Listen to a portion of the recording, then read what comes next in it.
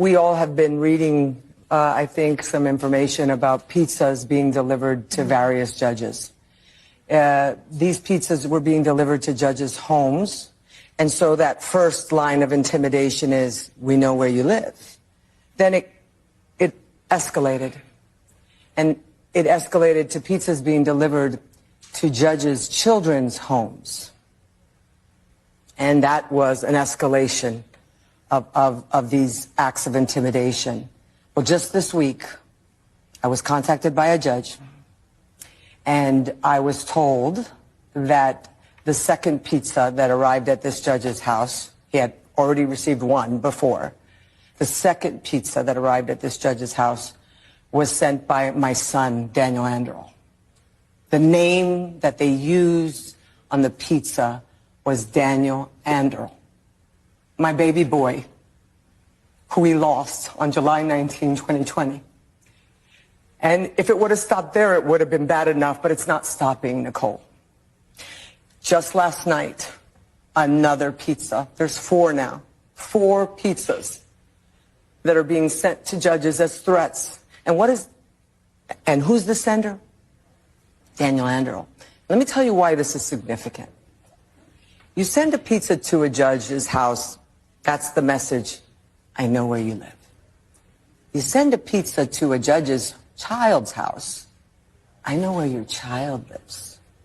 But now you're sending pizzas to a judge and their child with Daniel Anderl as the sender, and that says you want to end up like Judge Salas's child.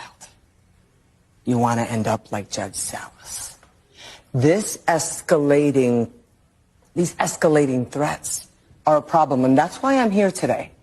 I just found this out Tuesday night, and I found out the 4th pizza was attempted to be delivered yesterday at 7:47. And Mark and I cannot continue to sit back and not talk about accountability at this point. I've talked to you about this being a bonfire that has been burning for some time.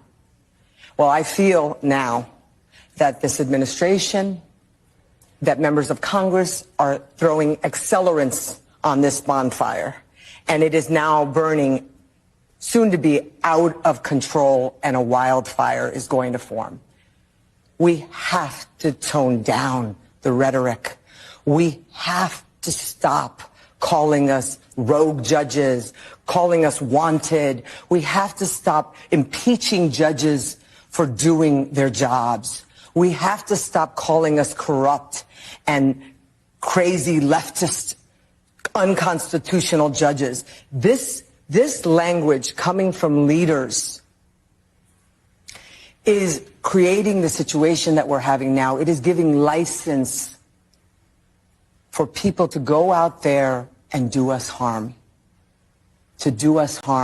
And this is going to end up with someone losing their life. And so I come here really begging our leaders, begging people in power, begging people with large social platforms to be impeccable with their words.